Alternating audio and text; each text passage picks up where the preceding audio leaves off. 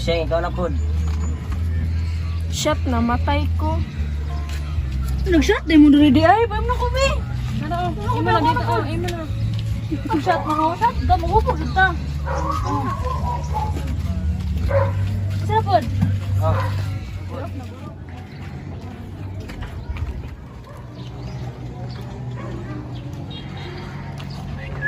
Nigapit sa chat pa chill ba? Ay, dili ko gayon ng brother kay makadaot ka na sa lawas ug labaw sa tanan sala atubangan sa Ginoo. Ah, unsay sala ang sala gani mga wa patay. Ay, dili lang brother unasa ko. Ika makakain. Wala.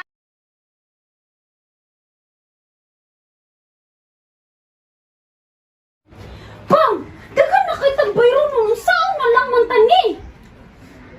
Wala ko kasabot. Sasa man din ako kuhaon. Ay gagol bayaran lagi na. Karon Dili siya, nasa man. Unsa na ka bayad ani? Saan man? Unsa man tani? Unsa na itong pagkuha ani? Usa naman eh, wala ko kasabot.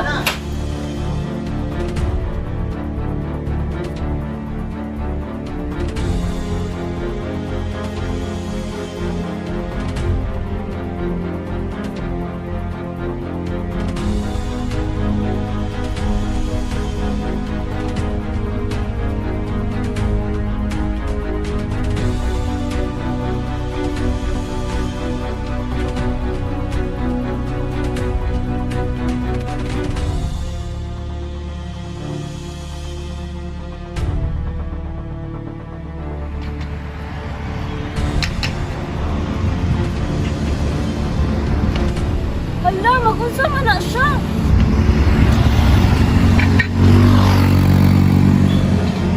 Igsoon! Ayaw ka na buhatad. Ako ka na nga sa laatubangan sa Ginoo.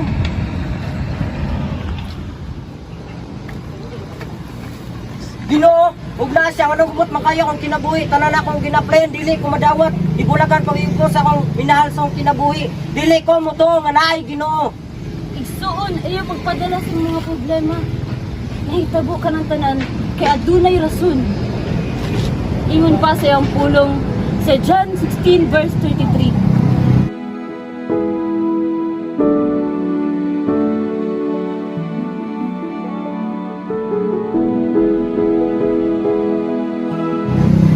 O igsuon, tuuhi ang Ginoo sa imo o kinabuhi. Kay siya tinuod. Dili man nimo siya makita apan imo siyang mabati. Iyang kaalis sa mga kinabuhi, kusog o ginanhawa sa iya nagagigan. Igsuon, higugma ka sa ating Ginoo. Namatay siya, alang sa atong mga sala. Galatians 1 verse 4.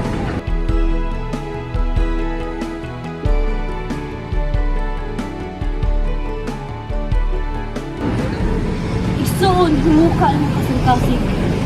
Upang paubos kay ang Ginoo.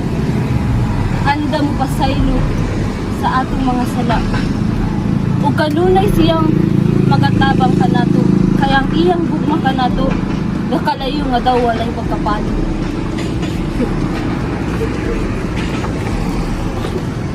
Igsuon, ginadawat na ba niyo si Jesucristo isip imong personal na mangluluwas? O sister, ginadawat na nako si Jesucristo nga ako personal na manluluwas.